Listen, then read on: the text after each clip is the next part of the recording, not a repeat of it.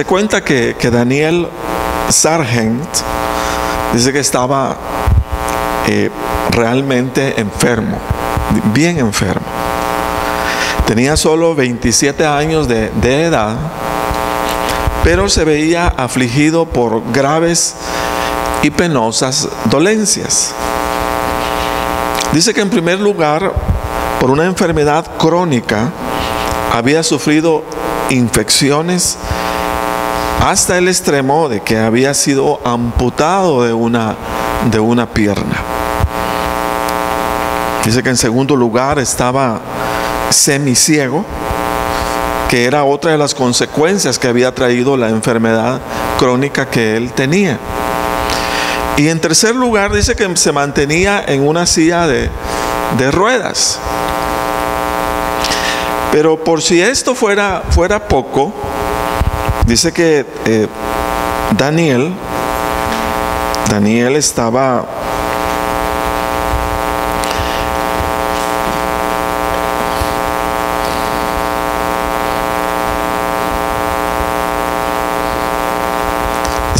estaba preso, cumpliendo una condena de 18 años por asalto a mano armada. Pero a pesar de tantos inconvenientes y desventajas físicas, dice que este hombre, Daniel Sargent, cortó barras, abrió puertas, pasó alambradas y escaló una muralla de 4 metros de altura para fugarse de la cárcel en donde se encontraba. Dice que esta era una cárcel allá en Georgia, Estados Unidos. Viene una interrogante, una pregunta. ¿Merecía este hombre vivir libre? Y podríamos contestarla de esta manera: al menos en ese momento no merecía ser libre. Y no merecía ser libre porque sostenía una deuda o condena ante la justicia que debía ser pagada. Entonces es una pena, dice, de prisión por un mal proceder, la cual había que completar, la cual había que cumplir. Al escaparse este hombre y salir libre, sale pero siendo perseguido por la justicia, por no haber cumplido su condena o sentencia, la cual estaba obligado a cumplir.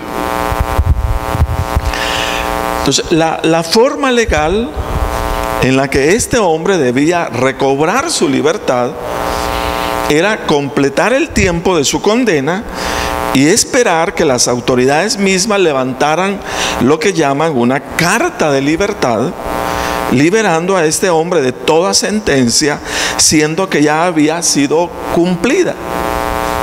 Sí se entiende, sí se capta. La única manera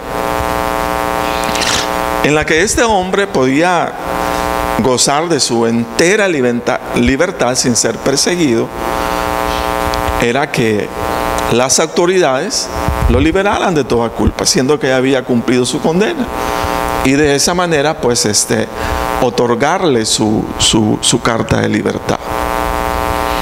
Fíjese que esa famosa carta de libertad para aquellos que están condenados en una prisión, déjeme decirle que es un sueño, es todo un sueño, es un anhelo, o sea, tan grande, como quien dice, ¿cuándo va a llegar esa carta de libertad? Y lo anhelan y lo desean, ¿verdad? Como ni siquiera podemos imaginar, ¿verdad? En donde ya de manera legal las autoridades lo están liberando, ¿verdad? Lo están dejando en libertad. Quiero decirles, hermanos, que el mensaje de la cruz, es semejante al de una carta de libertad de aquel que está condenado. El mensaje de la cruz dice que es semejante semejante al de una carta de libertad, en donde se describe, óigase bien, hablando de la cruz, la forma en la cual la deuda, castigo o condena de todos los hombres ante la justicia divina ha quedado cubierta, ha quedado saldada. Solo que en este caso, quien pagó la deuda, condena o castigo, no es el que viola o quebranta la ley, sino uno que en su amor al condenado elige sufrir el castigo de aquella sentencia, liberando al condenado de toda culpa o deuda delante de la justicia divina, muriendo en una cruz. No sé si me doy a entender. Quiero nuevamente repetirlo, porque de repente cuesta como captar. El mensaje de la cruz es un mensaje semejante al de una carta de libertad de una persona que está condenada.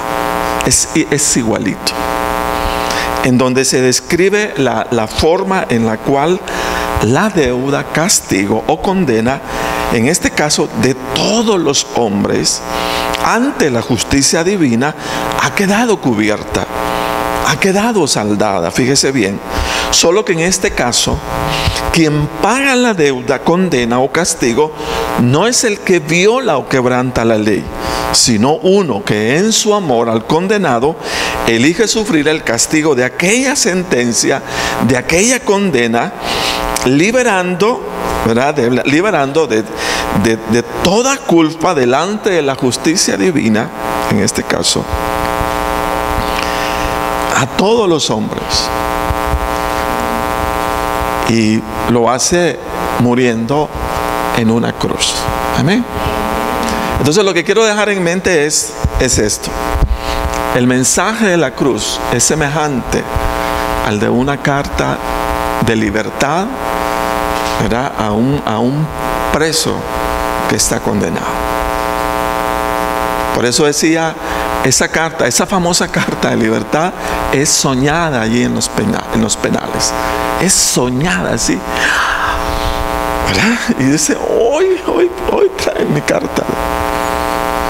Todos anhelan, todos desearían que esa carta llegara algún día, donde dice, liberamos de toda culpa, o la culpa ha sido cubierta, o no hay mayor condena, sino la persona fulana de tal es libre de todo hecho, de toda culpabilidad. Amén. Entonces estoy tratando como de ubicar, ¿verdad?, en el punto. Fíjese que el apóstol Pablo, hablando del mensaje de libertad en la cruz, nos va a describir con detalle lo que ocurrió o lo que ocurrió espiritualmente en la cruz. Nos va a describir. Por eso quiero que vayan a Colosenses capítulo 2, versículo 13. Y ahí vamos a leer el contenido de esa carta de libertad. El contenido de esa carta de libertad, fíjese bien. Entonces dice la palabra en Colosenses 2:13. Y a vosotros, dice, estando muertos en pecados, y a vosotros estando muertos en pecado, y en la incircuncisión de vuestra carne, eso de incircuncisión, como quien dice, no habiendo quitado de nosotros nuestras intenciones pecaminosas, dice, os dio vida juntamente con Él. Y oiga, se dice, perdonándonos todos los pecados, toda la deuda. Y luego dice, no solamente nos perdona, o cómo nos perdona, anulando, dice, anulando, ¿saben? Anular, ¿verdad? Esto se anula, ya no tiene ningún valor. Anulando el acta de los decretos que había contra nosotros, que nos era contraria, quitándola en medio y clavándola en la cruz. Y despojando a los principados y a las potestades, los exhibió públicamente, triunfando sobre ellos en la cruz. Amén. Entonces, esto es una carta de de libertad. Así como esa carta que llega, fíjese, a una persona que está condenada en un penal. Y como quien dice: Señor, se te terminó, o sea, la vida dura, ¿verdad? O sea, ahora viene lo bonito. O sea, ya no hay más condena, ya no hay más señalamiento, ya no hay cosas semejantes. O sea, ahora eres, ¿qué? Libre, ¿verdad? Ahora Él es libre. Entonces, el mensaje de la cruz es un mensaje de libertad para todos. Dice que por cuanto todos pecamos y estamos destituidos de la gloria de Dios. Pero ahora en Cristo, ¿verdad? O sea, ahora en Cristo ya no estamos condenados, sino que ahora somos personas libres, ¿verdad? Ya somos libres. Ya no hay ninguna condena delante de la justicia divina. Entonces la cruz es un mensaje semejante al de una carta de libertad de una persona que está en condena, ¿verdad? Eso es lo que va a decirnos la cruz. Entonces lo que este versículo dice principalmente es que ese sufrimiento que el Señor tuviera en la cruz, ¿verdad? Dice que a través de ese sufrimiento fue cubierto todo pecado. Todo pecado. Y se cubrió, fíjese, de manera tal que no existe forma alguna de que principados, que potestades o gobiernos o autoridades levanten espiritualmente condenación delante del Dios eterno, o sea, a un hombre que se ampara bajo la justicia divina en la persona del Señor Jesucristo. O sea, no nos pueden, ya no hay condena, porque ya recibimos la carta de libertad, ¿verdad? Y esa carta de libertad fue la cruz. Amén. Fue la cruz.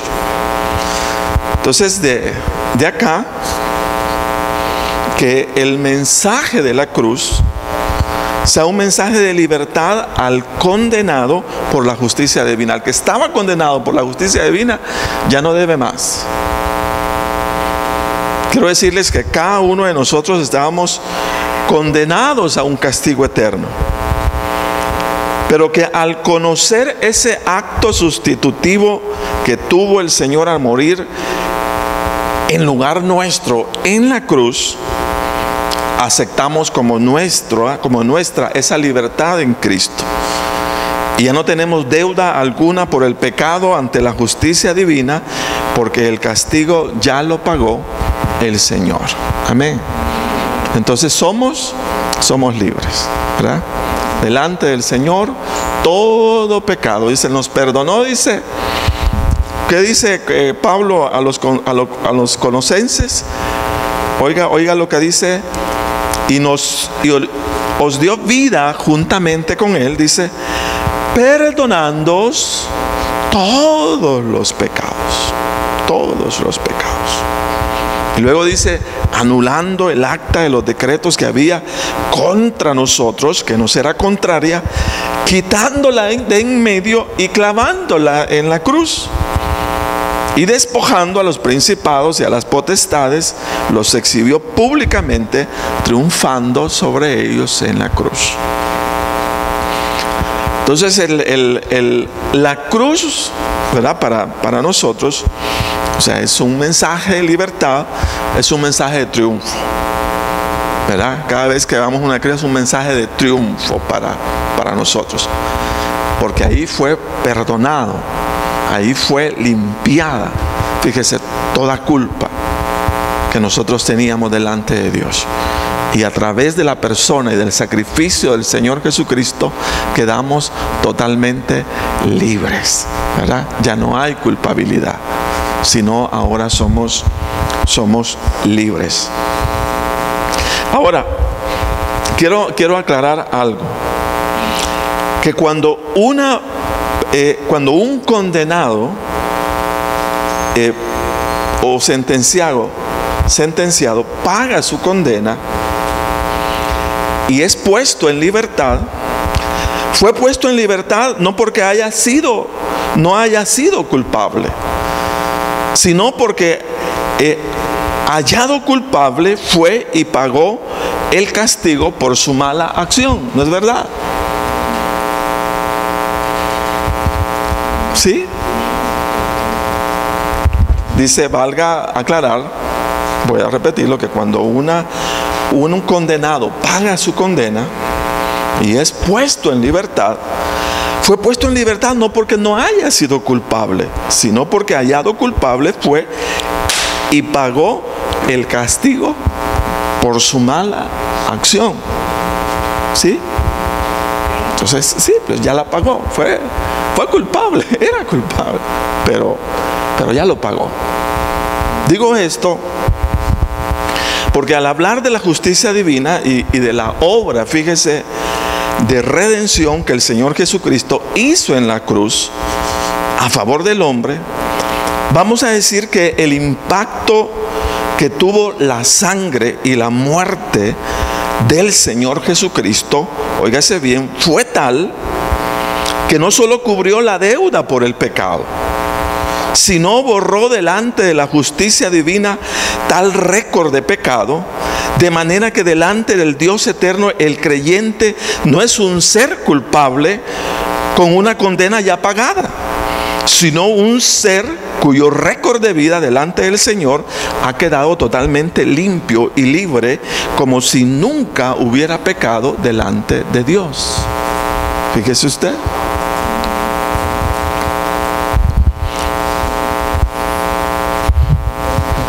Ya vamos a captar esto. Por eso la palabra dice que hemos pasado de pecadores a justos, a una posición bien diferente. Romanos dice, porque así como por la desobediencia de un hombre los muchos fueron constituidos pecadores, así por la obediencia de uno los muchos serán constituidos justos. Y fíjese, y un justo es aquel que delante de Dios puede presentarse sin mancha o sin nada que le pueda ser señalado o condenado. Por eso decir que el mensaje de la cruz es un mensaje de libertad. Ahora, ¿qué significa? Oiga, ¿qué significa esto?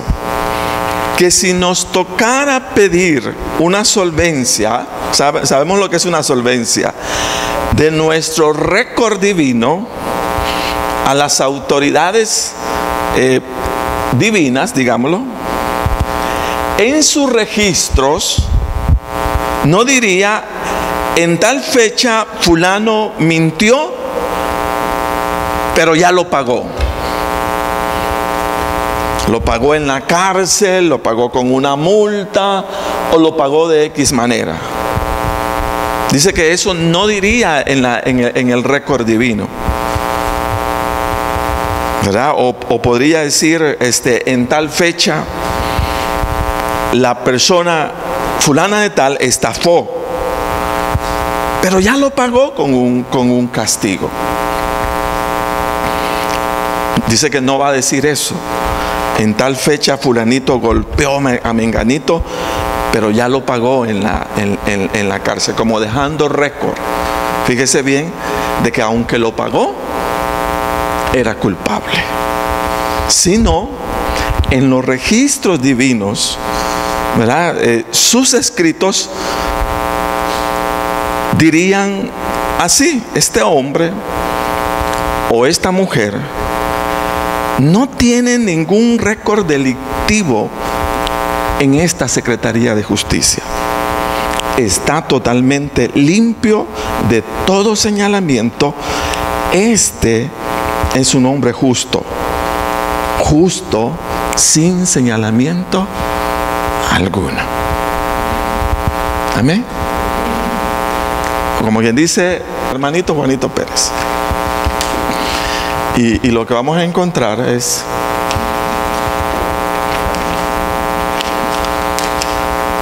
Una página en blanco. ¿Por qué? Porque fíjese bien, toda nuestra culpabilidad, todo nuestro pecado, ya lo pagó el Señor en la cruz. Amén. Entonces mire cómo estamos delante del Señor. Limpio, ¿verdad?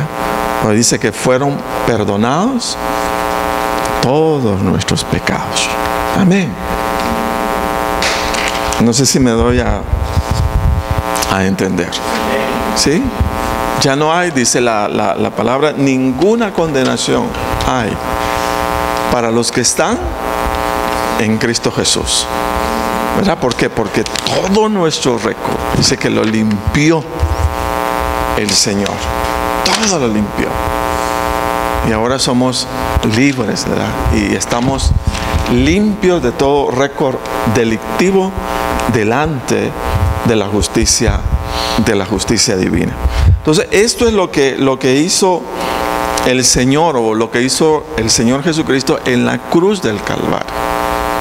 Por eso la cruz es un mensaje y debe captarse o entenderse como un mensaje de libertad para cada uno de nosotros. Entonces por eso decía inicialmente, puede ser comparado el mensaje de la cruz a una carta de libertad de un condenado, donde básicamente se le está exonerando de todo y se le está haciendo libre en el nombre de Jesús. Amén. Entonces eso es una cosa importante. Ahora, ante tal libertad, aquí viene como lo nuestro, ¿verdad? Ante tal libertad y solvencia espiritual que tenemos en Cristo, ¿cuál debería de ser mi actitud de vida como hijo de Dios? Porque si ya el Señor en la cruz me limpió, si ya el Señor en la cruz, fíjese, borró toda condena, todo récord, fíjese, todo mal récord, dice que lo limpió, ¿verdad? Y me hizo nuevo, ¿verdad? Delante de Dios. De aquí, de hecho, la palabra dice, de modo que si alguno está en Cristo, nueva criatura es. Entonces, si ya me liberó, si ya pagó Él en la cruz con su muerte, con su padecimiento, todo lo que yo tenía que sufrir, y ahora soy libre, ¿verdad? En Cristo, ¿cuál debería de ser mi actitud de vida como un hijo de Dios? O sea, en respuesta al hecho de que ya no soy una persona condenada, sino que ahora soy una persona libre. Somos libres en el Señor. Entonces hay tres cosas que yo quiero aportar en esta noche. Es ¿qué debería de ser o cómo debería de ser mi actitud?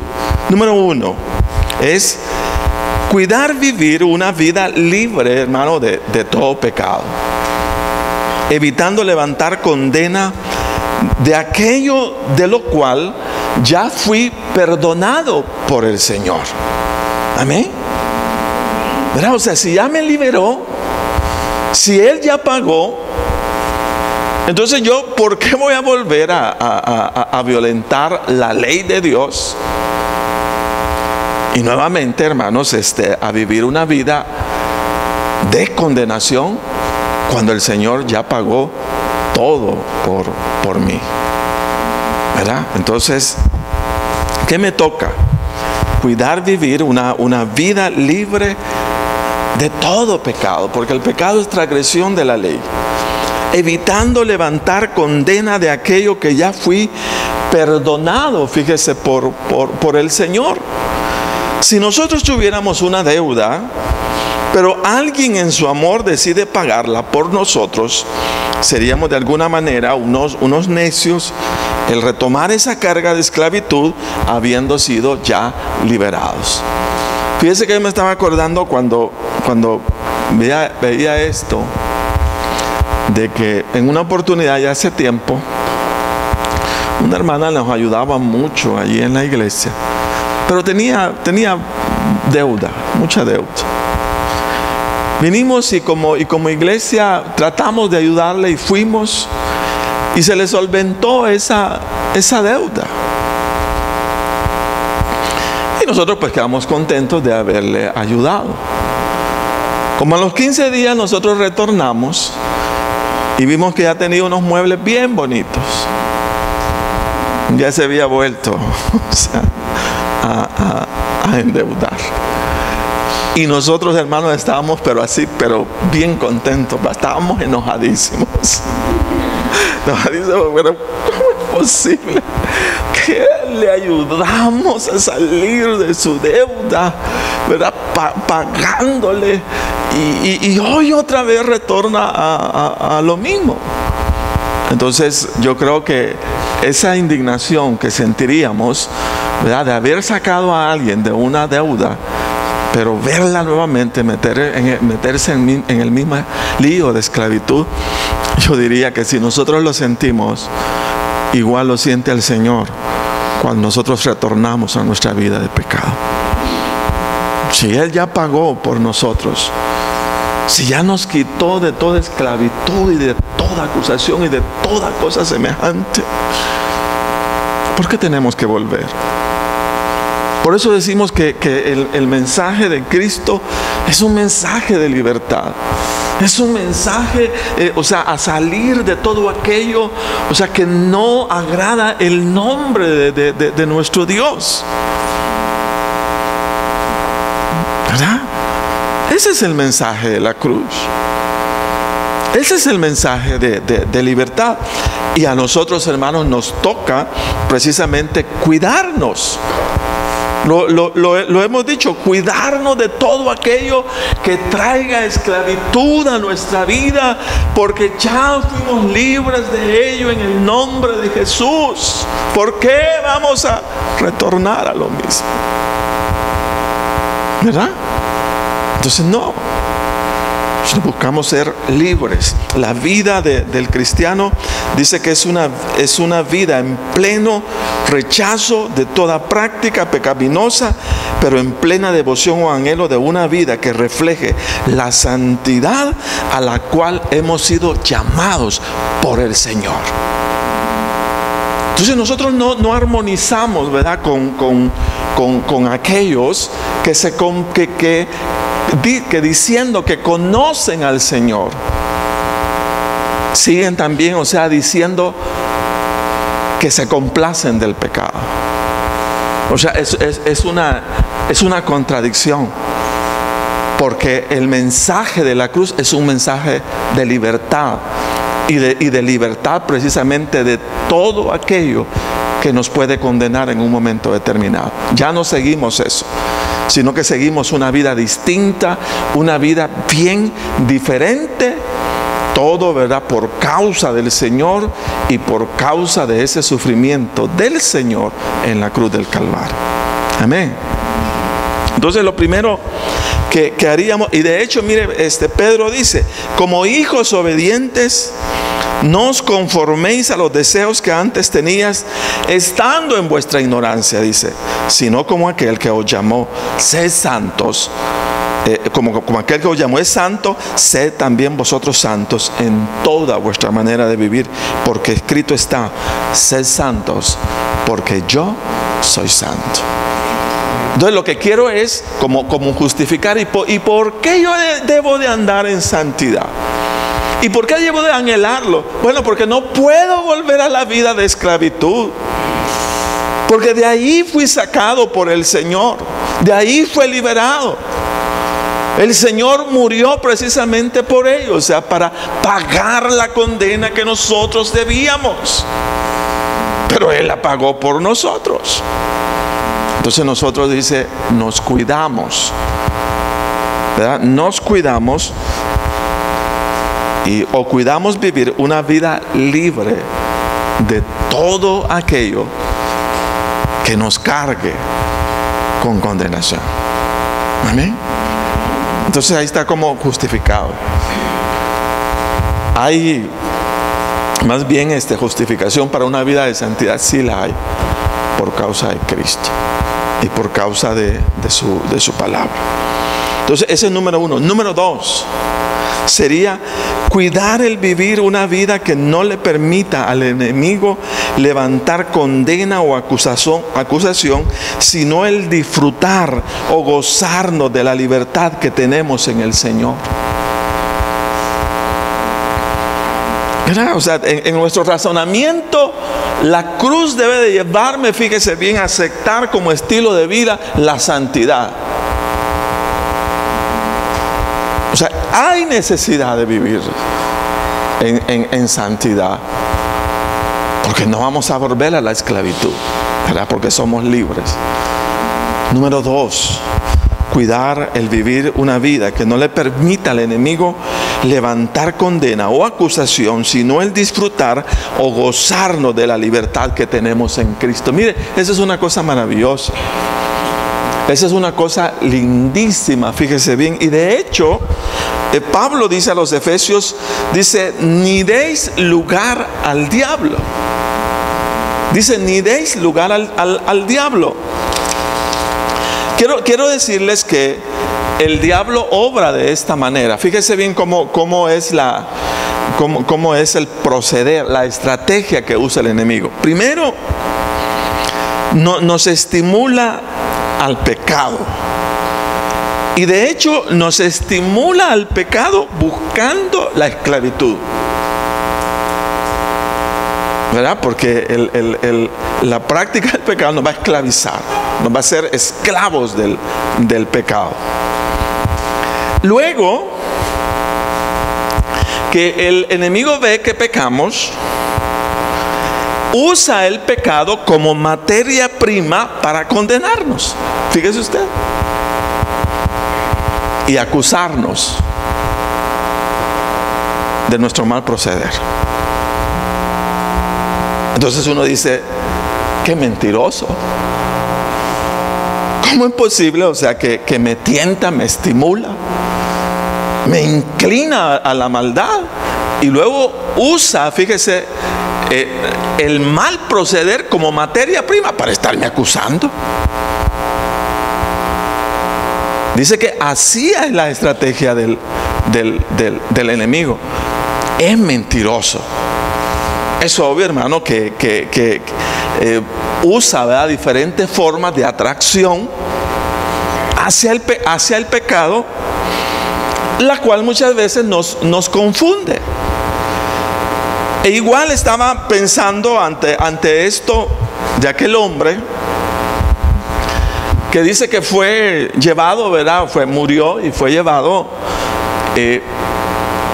al cielo y al infierno para ver en dónde quería. Se le dio a elegir dónde quería estar, si en un lado o en otro.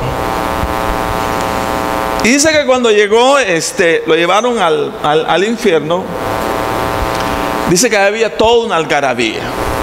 Había gente bailando, había gente aquí, que allá, y qué alegría. Y era una cosa, dice, a los ojos de este hombre, atractivo. Y dijo, pero en buen salvadoreño, ¿qué chivo está aquí? ¿Verdad? O sea, en el infierno.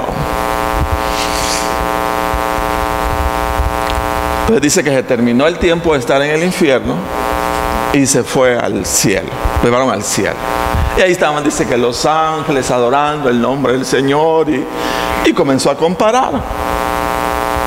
Y dijo, no, hombre, o sea, nunca voy a estar, esto no me gusta, ¿va?